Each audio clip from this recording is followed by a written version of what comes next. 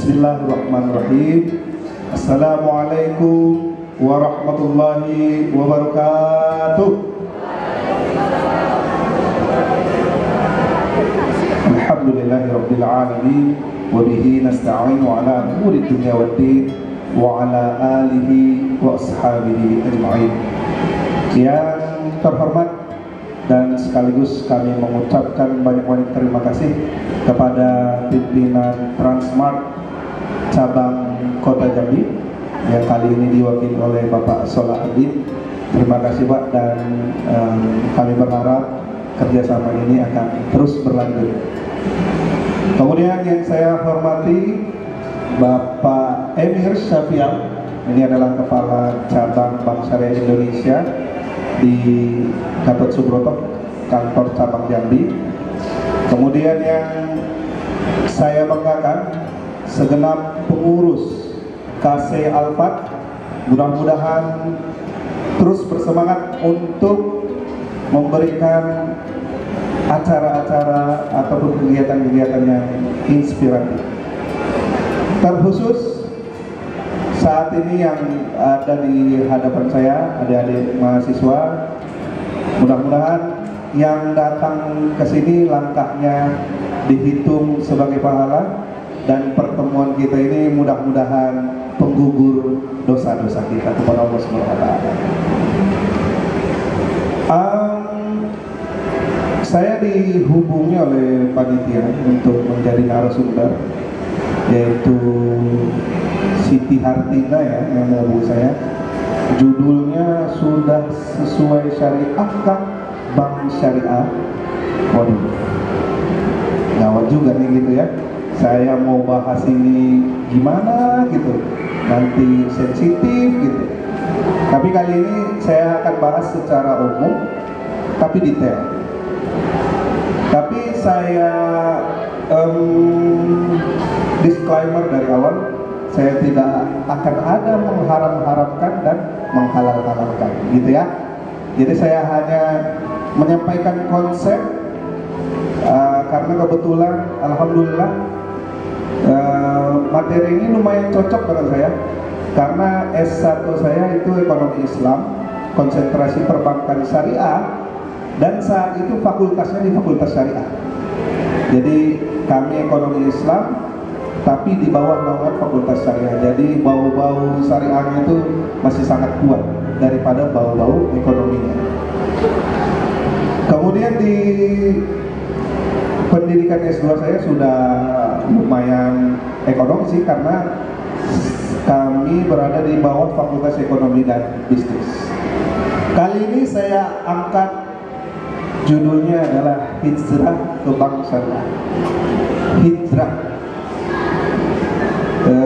Kalau bahasa anak sekarang, anak milenial, move on. Hijrah itu move on, artinya berpindah, bukan artinya ganti kekasih ya, bukan ya. Berpindah dari suatu yang baik ke yang lebih baik lagi. Oke, next. Nah, sudah sesuai syariahkah Bank Syariah di Indonesia? Kalau saya jawab sudah, selesai sudah acara kita ya. Kalau saya jawab sudah, tapi kalau saya jawab belum, tapi nyata-nyatanya sudah. Jadi gimana nih ya? Ya udah, kita lanjut aja bahas ya. Oke, next. Nah, ini konsep yang selalu kami pegang di Fakultas Syariah. Selalu kami pegang. Dalam Islam itu cuma ada 3 substansi. Yang pertama akidah. Akidah tahu ya? Akidah itu kepercayaan.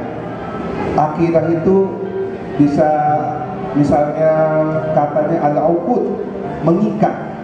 Artinya kepercayaan kita kepada Allah Subhanahu wa taala dan Rasulnya yang diutus ke muka bumi ini sebagai rahmatan lil alamin adalah Nabi Muhammad sallallahu alaihi wasallam. Itu yang pertama. Yang kedua, akhlak. Rasulullah sallallahu alaihi wasallam, ini udah kayak ceramah saya. Iya. Rasulullah sallallahu alaihi wasallam, ingat adik-adik semua, tidak diutus Untuk misalnya apa ya, supaya katakan manusia lebih maju lagi, lebih canggih lagi, atau lebih update lagi, bukan. Tetapi Rasulullah SAW diutus ke muka bumi semata-mata hanya untuk menyempurnakan akhlak.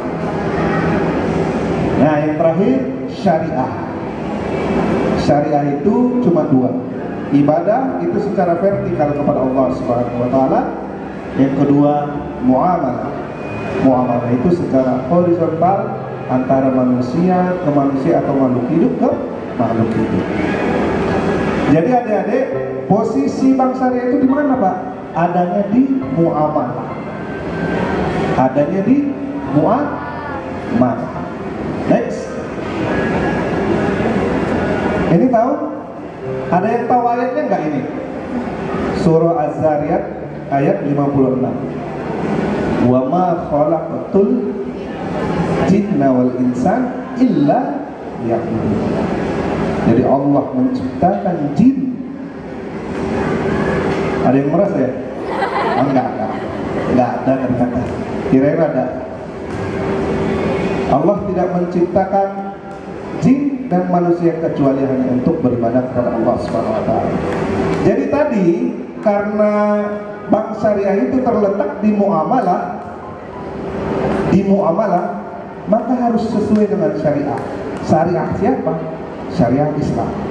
Syariah Islam itu dari mana? Dari Allah Subhanahu wa taala. Melalui siapa? Melalui malaikat Jibril disampaikan kepada Nabi Muhammad sallallahu alaihi wasallam secara berangsur-angsur. Jadi ini ada informasi yang mungkin adik-adik tidak dapatkan dimanapun. Waktu itu saya kuliah di UIN Jakarta, ada salah seorang profesor yang merupakan inisiator dari pembentukan bank syariah, yaitu Bank Muamalat, bahwa kenapa di Indonesia namanya bank syariah. Ada yang tahu nggak kira-kira? Supaya adik-adik ketahui, di seluruh muka bumi ini, di negara manapun namanya Islamic Banking, tidak ada syariah banking. Kenapa? Karena tahun 90-an sampai 91-an itu Indonesia mirip-mirip sekarang, fobia Islamnya sangat tinggi. Jadi kalau dibuat bank Islam nanti gaduh.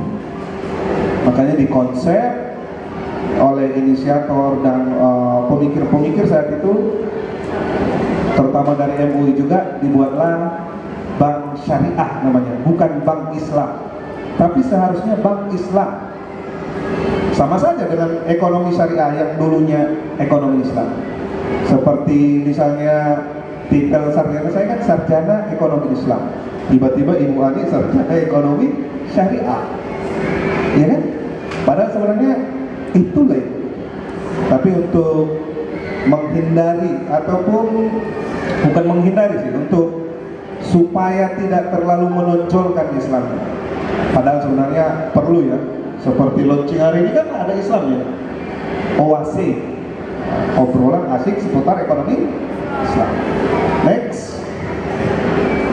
Nah, sebenarnya inilah awal mula yang membuat pikiran kita, pikiran saudara-saudara kita, pikiran keluarga kita, seperti yang disampaikan Bu Ani tadi, memang udah syariahnian gitu ya. Banyak masyarakat memikirkan semua bank sama saja. Ini asumsinya. Saya sudah pernah turun ke lapangan di, tidak usah saya sebut tempatnya, memang iya. Asumsi masyarakat bahwa bank syariah itu memang belum syariah. Terbukti penduduk Indonesia yang beragama Islam adalah 86,88%.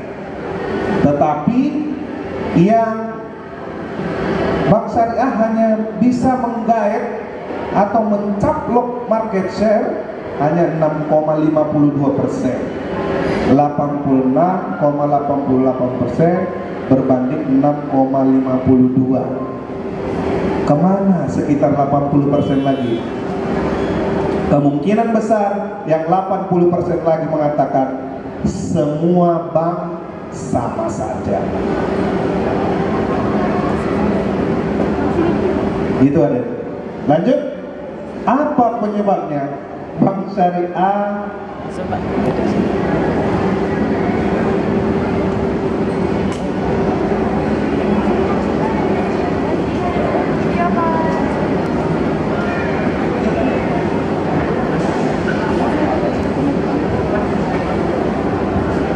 syariah mahal.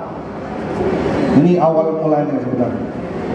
Waktu mohon izin Pak Eben, waktu saya kerja juga di Bank Syariah Mandiri, ya memang salah satu alasannya, kok Bank Syariah mahal, kok Bank Syariah ada biaya administrasi, kok Bank Syariah kalau terlambat bayar angsuran kok ada denda, enggak syariah dong. Padahal semua itu sudah diatur dalam fatwa Dewan Syariah Nasional Majelis Ulama Indonesia. Jadi harga di bank syariah itu relatif mahal. Kenapa? Yang tadi per November 2021 market share perbankan syariah hanya 6,52%. Ini dari segi aset ya. Ya gimana bank syariah mau jual murah? Sementara asetnya masih 6,52% dibanding dengan perbankan secara nasional. Misalnya kenapa bank konvensional, bank A murah gitu? Ya asetnya sudah besar. Dia tidak bisa dikatakan secara bisnis tidak mencari nasabah besar lagi, tetapi dia mencari kuantitas saja. Jual murah, banyak, ya untungnya banyak juga. Lanjut. Nah, sebenarnya di fatwa DSN MUI pun bank syariah itu ya sudah syariah. Apa prinsip yang pertama? Hanya membiayai kegiatan halal. Bahkan kalau nggak salah, mohon izin lagi Pak Emir, perhotelan tidak bisa dibiayai oleh bank syariah. Tadi udah janji ya, kita tidak ada bahas halal dan haram ya, tetapi hanya membiayai kegiatan halal. Yang kedua, bebas dari hal yang meragukan, gharar, yang tidak jelas. Contoh gharar, misalnya siapa namanya ya, Pita Aprilia. Pita Aprilia punya pohon durian, lagi berbunga, belum berbuah. Kemudian Pita mengajukan pembiayaan ke bank syariah dengan jaminan durian ini nanti akan berbuah 100 biji. Ya kan nggak jelas, nggak bisa. Kemudian bebas dari bunga. Ini informasi juga kepada teman-teman sekalian, adik-adik sekalian, bahwa riba untuk agama Samawi, tahu ya agama Samawi ya? Ada 3, Yahudi, Nasrani, dan Islam. Semua ini dalam kitabnya dilarang. Semua dalam kitab 3 agama ini dilarang riba. Kemudian bebas dari perjudian, maisir, adu nasib. Yang laki-laki yang suka bola misalnya, tadi malam megang Manchester United, kasih pur setengah, ya kalah lah, orang seri kan 0-0 gitu ya. Kemudian bebas dari hal yang rusak dan batil. Lanjut. Sebenarnya kalau saya jelasin satu persatu, ini sangat jelas bahwa bank syariah itu sudah sesuai dengan syariah. Syariah yang mana? Syariah yang pastinya sudah dipikirkan oleh ahli-ahli di MUI, ahli syariahnya, ahli ekonominya, bukan syariah yang digiring pendapatnya oleh masyarakat, gitu ya. Seperti ini, bank syariah dengan bank konvensional bisa dibaca ya. Yang terakhir misalnya diawasi oleh Dewan Pengawas Syariah. Ada Dewan Pengawas Syariah. Kalau bank konvensional tidak ada. Yang paling ini lagi sering sekali kita temukan adalah uang di bank konvensional itu komoditi. Kalau di bank syariah tidak, hanya sebagai alat saja, alat tukar. Oke? Kalau berbicara alat tukar ini, adik-adik juga bisa simpan bahwa Imam Al-Ghazali pernah mengatakan bahwa uang itu bagaikan cermin, hanya bisa merefleksikan warna. Bingung ya? Uang itu bagaikan cermin, hanya bisa merefleksikan warna. Ya, artinya dia bukan komoditi. Coba adik-adik bercermin, bisa nggak adik-adik sentuh adik-adik yang ada di cermin itu? Nggak bisa, hanya bisa merefleksikan, menggambarkan saja. Next. Nah, ini Pak, kalau saya minjem di bank syariah ada tambahan Pak. Kemudian kalau di konvensional saya minjam ada juga Pak tambahannya Pak. Bank syariah itu pasti nggak syariah Pak, sama aja kok. Bedanya di mana? Kalau bank syariah, adik-adik mau minjem uang nggak bisa. Bapak mau ngapain? Misalnya mau beli rumah, berarti kita biayanya gimana Pak? Dengan cara akadnya misalnya murabahah. Murabahah gimana caranya Pak? Kami beli dulu rumahnya, kemudian rumahnya kami jual ke Bapak. Misalnya harga rumahnya 100 juta, kemudian bank syariah membelinya. Ini gambaran umumnya ya, di praktek di bank syariahnya nanti pakai bil wakalah. Ini simpelnya saja. Bank syariah beli rumahnya 100 juta, kemudian jual 150 juta ke nasabah. Sah? Sah. Wa halallahu al-bai'a wa harrama riba. Kalau bank konvensional gimana caranya? Bank konvensional, nih Pak, saya pinjemin duit 100 juta, beli rumahnya dah. Nanti bayar sama saya 150 juta ya, beda nggak? Jadi kalau bank konvensional uangnya yang dipinjamkan, yang tadi uangnya komoditi, gitu ya. Kalau diibaratkan secara frontal ya, secara ekstrim, Pak, beda pasangan yang sudah menikah, kawin, dan yang belum menikah kawin sama nggak Pak? Bapak nggak tahu sih sebenarnya, nggak tahu sih sebenarnya. Tapi pada prinsipnya sama. Tapi ada yang nggak boleh nggak? Ada. Kawin tanpa nikah. Nikah dulu baru kawin. Tapi adik-adik jangan kawin dulu ya di sini ya. Jangan nikah dulu baru kawin, jangan dulu, selesaikan dulu studi. Next. Margin dan bunga. Itu tadi sudah saya jelasin bahwa kalau di bunga itu uangnya yang dipinjamkan dan dikembalikan lebih. Kalau margin beda. Contoh lagi, mobil apa ya? Misalnya Fortuner seharga 400 juta misalnya. Jadi kalau di bank konvensional uang 400 juta itulah yang dipinjamkan ke adik-adik. Kemudian dikembalikan misalnya 500 juta. Oke? 400 juta dipin. Berarti bunganya 100 juta. Kalau di syariah, bank syariah, adik-adik mau beli mobil Fortuner tadi, harganya 400 juta. Bank syariah beli dulu mobilnya,